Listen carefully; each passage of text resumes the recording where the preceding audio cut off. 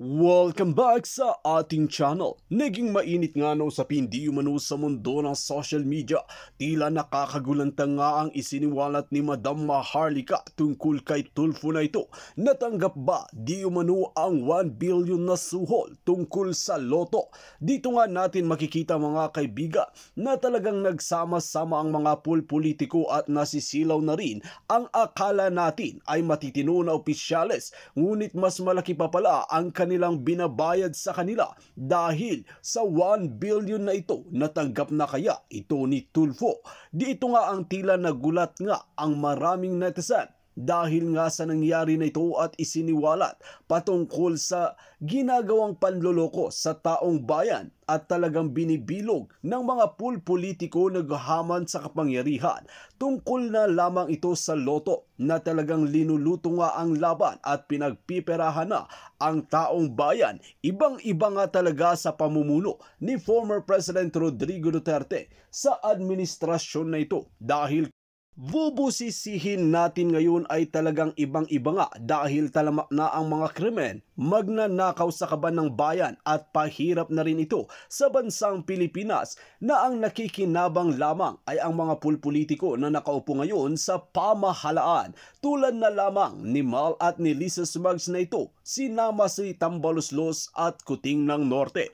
Ito nga ang nakakalungkot na katotohanan na sayang lamang ang binigay na second chance kay Kuting ng Norte nito na pamahalaan ang bansang Pilipinas at talagang patunayan na hindi nga sila kurap, ngunit ngayon nga ay napatunayan na talagang isa silang dakilang kurap sa bansa natin. Well mga kaibigan, para nga sa karagdagang impormasyon, panoorin nga natin ang buong video. At kung bago ka lamang sa aking channel, huwag kalimutan i-click ang subscribe button at notification bell para lagi kang updated sa ating mga bagong video. At para sa solid viewers natin dyan, maraming salamat sa walang sawang pagsuporta.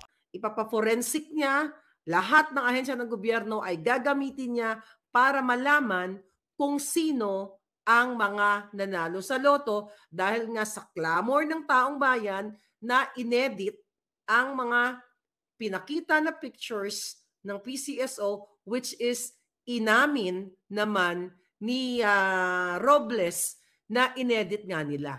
At nalaman din natin na yung picture na inilagay nila ay sabi ko nga na hindi siya warm body, hindi siya persona, kundi siya ay galing sa clothing company na picture at gingorgor nila ang mga ulo. Okay? So, sa makatuwid ay maari na nagbigyan na si Tulfo dahil may pangarap sa maging presidente din na tumakbo, so maaring tinanggap niya ang 1 billion para sa campaign fund niya in the future. Kasi 'di ba ang sabi sa atin, ang tapang-tapang mag-executive session para alamin kung sino yung mga nanalo. Sino ito mga to? Ipapasapin ako. Ganito ganon. Makikipag-usap ako sa forensic. Ako pa mismo mag-hire ng independent, NBI, ganyan-ganyan. Diba? Then sinabi ko sa inyo na actually may hawak na si Tulfo na ebidensya dahil beforehand napa-forensic niya na. So 'di ba? Hindi ba tayo nagkakamali na abangan natin, sabi ko sa Thursday, kung itutuloy ba ni Tulfo yung kadyutahan niya at sila ni Pimentel na isasabihin nila sa taong bayan kung ano ang nangyari doon sa executive session.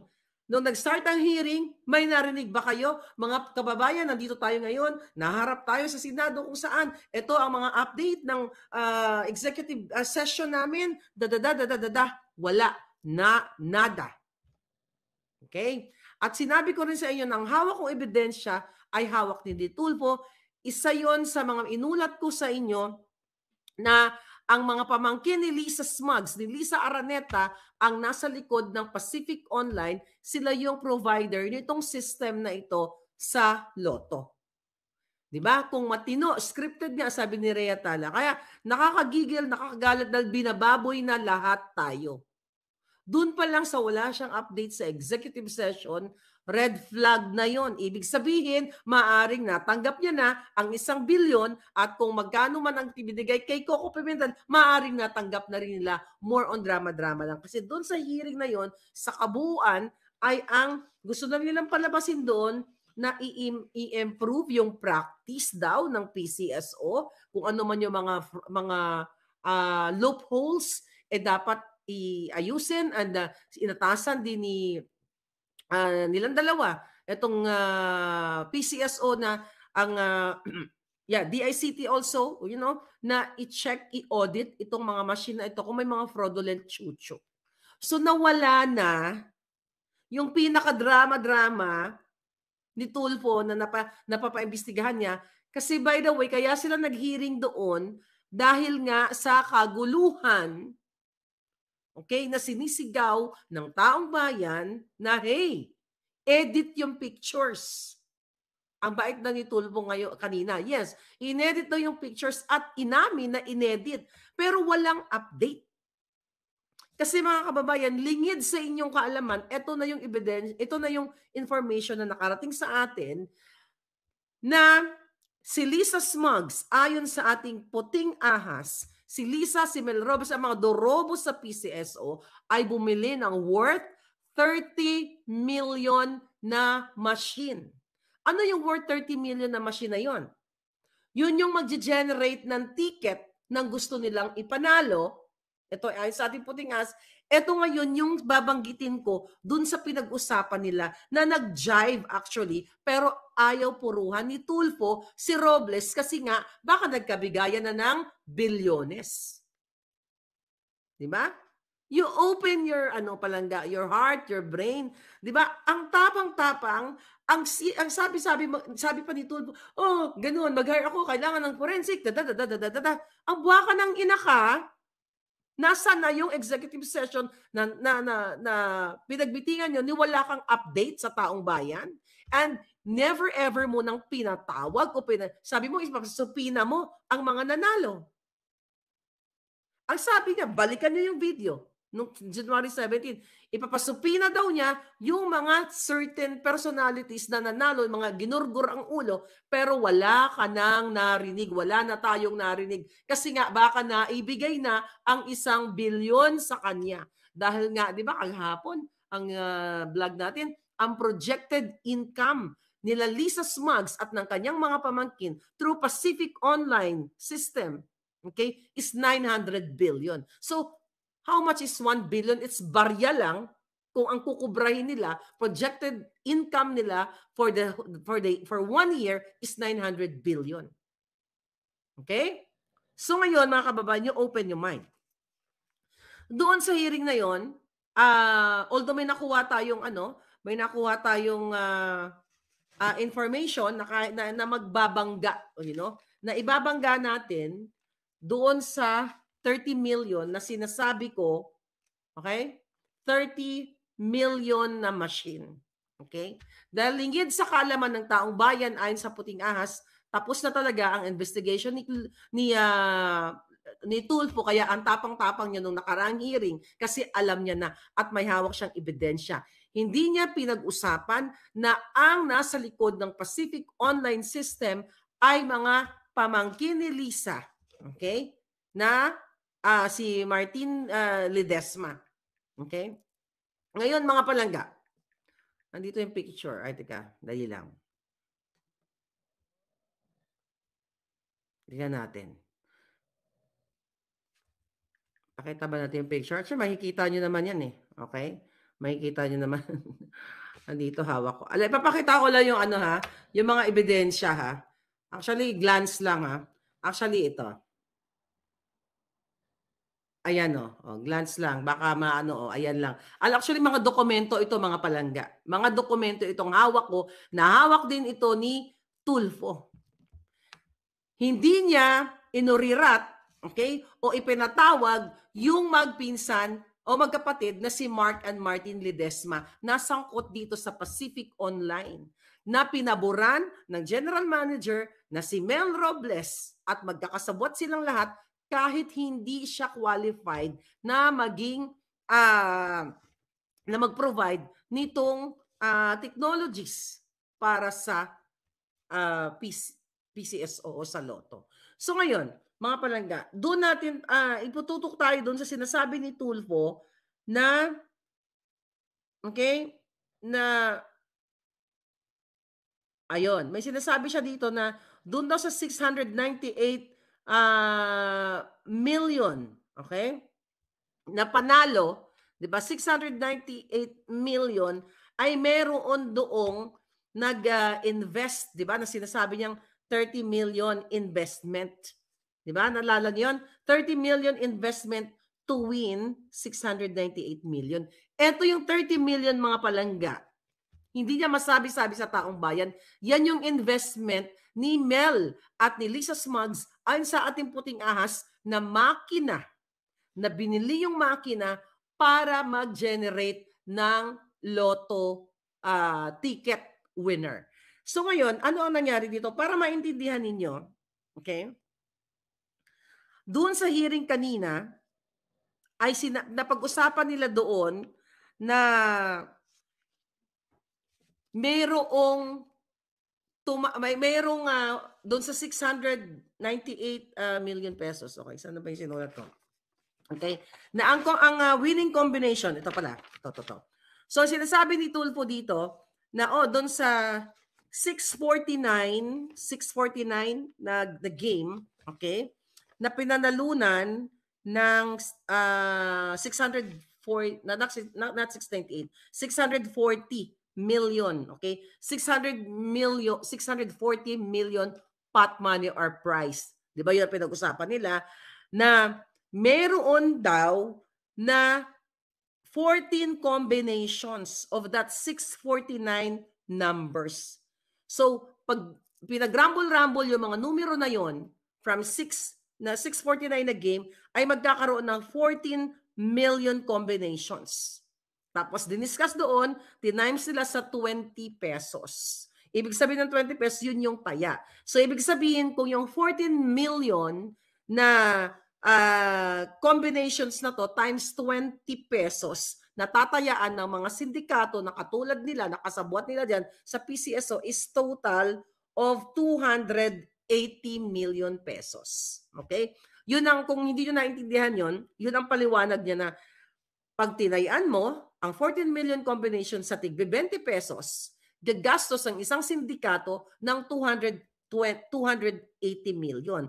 But since ang pot money is 640 million, i-minus mo ang 640 million na na pot money o prize money ng Lotto, minus 280 million, total of 360 million pa rin ang kukubrahin ng sindikato. Nakuha nyo? Yun ang ibig niyang sabihin doon, mga palangga. So ngayon, ang eksena doon, may binanggit si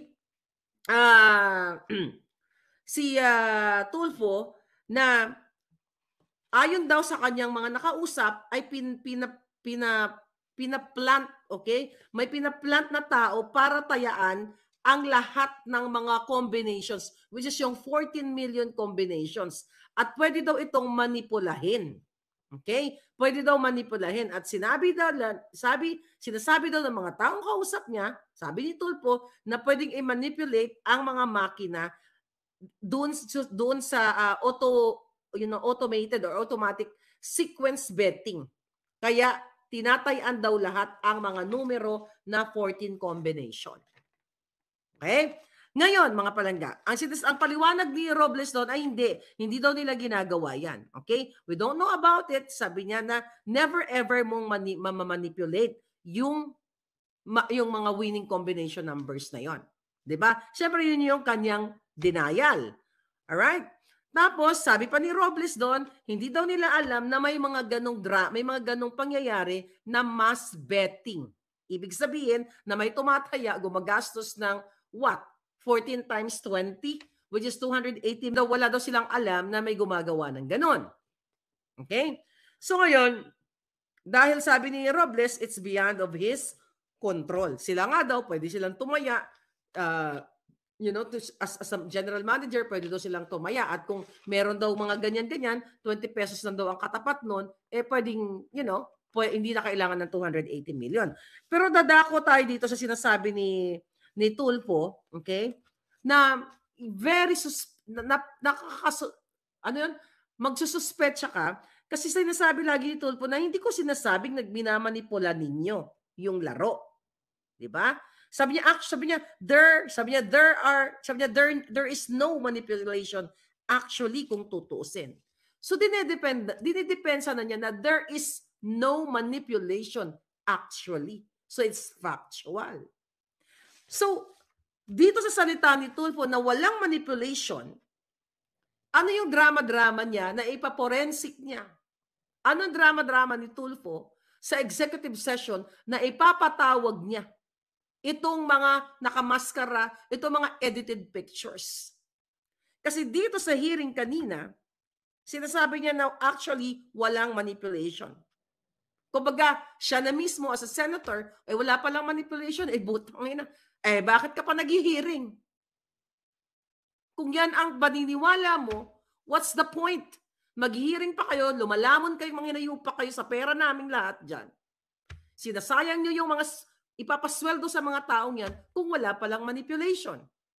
So you change your tune right away, Tulfo. After your drama grandstanding na ipapaporensik mo, sabi pa niya, mga palangga, what I'm trying to say here is tatayaan ng possible combination. Okay? Possible combination. That's what you call syndicated. Kasi pag ganon, na sumusugal, itong mga kasabwat ni Langka, ni Lisa Smugs, tatayan ng 280 million. Kasi bakit nila na ma-manipulate yung 14 million combinations? Kasi bumili nga sila ng makina na worth 30 million. Itong makinang ito, hindi ito kasama sa mga registered machines na ginagamit ng PCSO. Ayon sa ating puting ahas, kumbaga exclusive na binili ng 30 million para mag-generate ng mga winning combinations. Kaya nga nagpalit na ng tono si Pimentel at saka si Tulfo. Nag-iba na. Wala na yung, di ba nakita nyo, napanood nyo naman? Hindi na nila inungkat yung ipapatawag yung mga nakamaskara na nanalo. Wala. Zero. May narinig kayo? Wala. So ibig sabihin, baka nagkabayaran na sila ng bilyon-bilyon. Mga buwaka ng ina talaga to. Ngayon, sabi pa ni Tulfo, pinapaliwanag niya na tatayaan daw yung 14 combinations nga. Okay? Tapos sabi niya, hindi naman pwede gawin ng isang individual yon, pero pwedeng gawin ng isang tao lang. Pero pwedeng gawin ng isang tao lang at meron siyang kasabwat sa Pacific Online. 'Di ba? Siyempre, hindi naman talagang kailangan ni Tulfo na sabihin na parang bait-bait na lahat kasi ma-obvious. Pero kahit anong gawin niya, obvious pa rin. So kung matino ka, Tulfo, ibigay ko sa'yo mag-ano ka yung staff mo. Bibigay ko sa iyo ang ebidensya na hawak mo din, ibibigay ko uli sa iyo na ang Pacific Online, ayon sa ating puting ahas, na yan din ang may nag-supply din sa iyo na kasabwat nga ang pamilyang Ledesma ni Lisa Ahas Araneta Smugs, na even though they are disqualified, hindi na na-meet ang certain requirements to be part to supply the services to PCSO, pero pinalusot dahil nga, bakit? Tinakot ni Pacific Online itong si Mark and Martin Ledesma na pag hindi mag-back out, itong winning bidder ay isusumbong kay Lisa Smugs. 'Di ba? Inulat ko to sa inyo nung 2 beses ko na inulat sa inyo. Tapos sabi pa nga, how do you want us to rephrase our words for you to back out?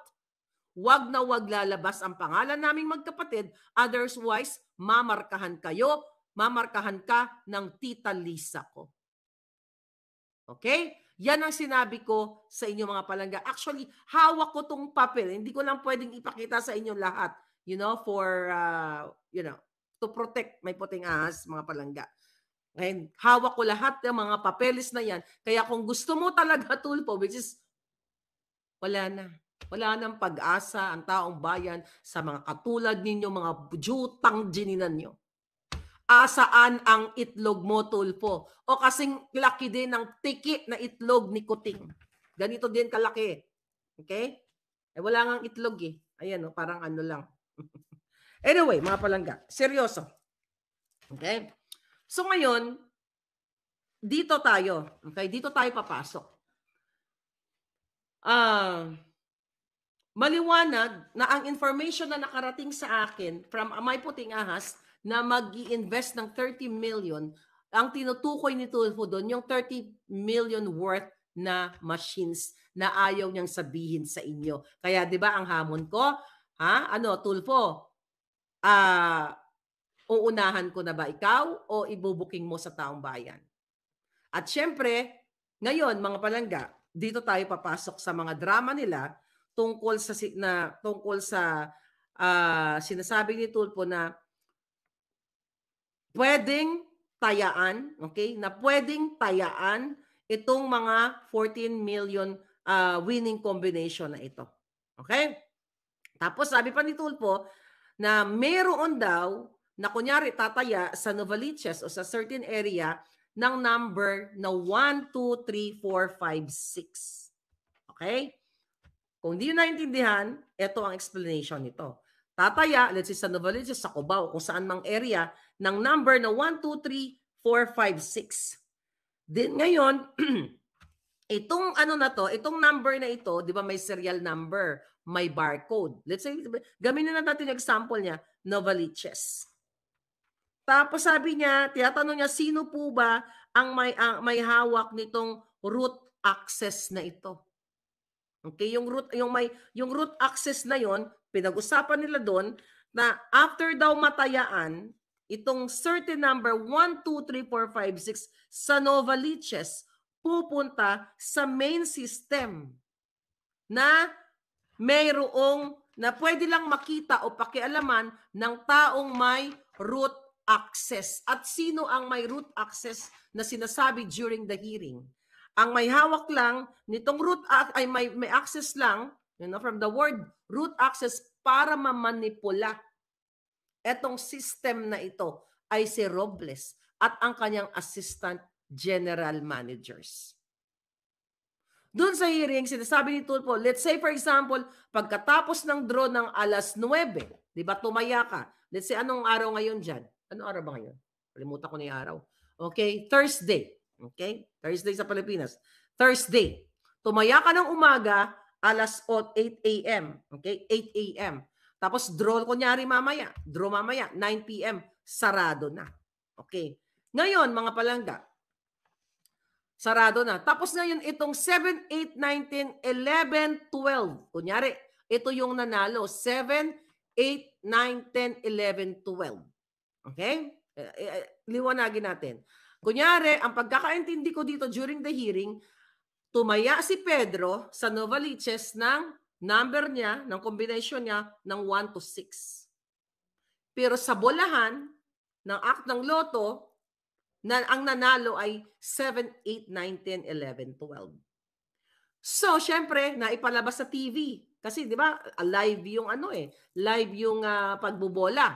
So, ang nangyari ngayon, ang gagawin nitong may root access, which is si Robles at yung kanyang assistant general manager, papasok sila doon. Okay? Doon sa 30 million nilang machine na nabili. At nabanggit din ni Tulfo na may makina doon sa, let's say, sa isang bodega, ganito, ganyan. Hindi niya madiretso sa hearing na yon na yung 30 million na yung makina na sinasabi niya somewhere there sa bodega, ito yung binili ni Lisa Smugs at ni Taning at ni Robles na 30 million ayon sa ating putingas na worth ng machine para mag-generate ng winning number. Papaano? Okay? Dahil nga, kung ang ticket mo ay binili mo sa Novaliches, merong barcode and serial number. So, ang gagawin nitong machine na worth 30 million na nakatago baka sa bahay ni Lisa Smugs o sa bahay nila, dyan sa Benguet na magkakapitbahay sila. So gagamitin nila yung makina para mag-generate ng number na which is the winning number is 7, 8, 9, 10, 11, 12. Isa-substitute yung number na yon doon sa 1, 2, 3, 4, 5, 6 na binili sa Novaliches. Ibig sabihin, gagamitin ang serial number and barcode. Kasi mga palangga, ang mga lotto outlets ay wala silang record kung ano yung actual numbers na tinayaan ninyo. So, ibig sabihin, pagkatapos na binola, nanalo 7, 8, 9, 10, 11, 12 ang lumabas na numero. Okay, sige, mag-generate tayo dito sa bahay ni Lisa, ni Smugs, ni Ahas. Okay, ito. Lasing ngayon Nakadapa. Okay? Ngayon lang. Nakadapa siya ngayon, lasing. Luray-luray. Luray-luray, buha ka ng ina. Ayan, Ayan, hi, dapat nakaganyan. Hi, luray-luray sa kanyon. Lasing, mamaya na yan kasi seryoso usapan natin. So, gagamitin nila yung barcode, serial number from that outlet, let's say Novaliches, papalitan nila, okay, ng numero na kung saan yun yung inilabas sa TV na live na nanalo 12, 13, 14, 7, 8, 9, 10, 11, 12. Na-gets nyo? Yun yung ibig sabihin doon sa hearing ni Tulfo. Actually, alam ni Tulfo to. Kaya lang, hindi niya tinotodo para magmukhang, kunyari, ay talagang gusto niyang masabi sa taong bayan na ginagawa niya yung tama para sa taong bayan. Pero nag-failed siya nang hindi nila pinag-usapan kung sino ang mga jutang ginimis na mga pinalitan na mga ulo, mga ginurgur, sino yung mga nanalo. Doon pa lang sa 433 winners in 2022, hindi nila pinatatawag yung mga yun kung sino yun. 433 winners. At itong nananalo na sinasabi ni Tulfo na mayroon akong report, katropa mo daw, kamag-anak mo, nakalimutan na ng buwaka ng ginina mo, Rapi Tulfo. Bakit? Sa ngalan ng 1 bilyon, kung matino kang senador, executive session mo, so kakalimutan na lang namin yung grandstanding drama mo na magpaano ako forensic, lahat ng sangay ng gobyerno, chuchu, NBI, dadadadada. Tapos, ganun na lang yon, nawala na lang na parang bula, pinag-usapan ng buong Pilipino sa buong mundo, yung edited pictures, yung kinuha sa kamiseta clothing company, then wala na kanina. Bakit? Sa ngalan ng 1 bilyon? Yun po ang nakarating sa atin ng puting as. Di ba?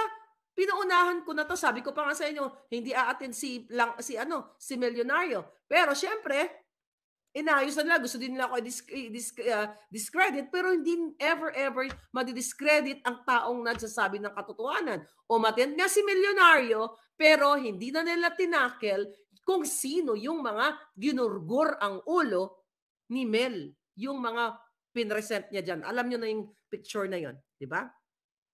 So dahil nga hindi alam ng mga outlets, ng mga lotto outlet, kung wala silang record ng mga number, ng mga tinayan ninyo. Let's say number, birthday mo, 0921-4345, mga ganon. Diba? Wala silang record. Ang mayroong record niyan ay yung provider, which is yung Pacific Online.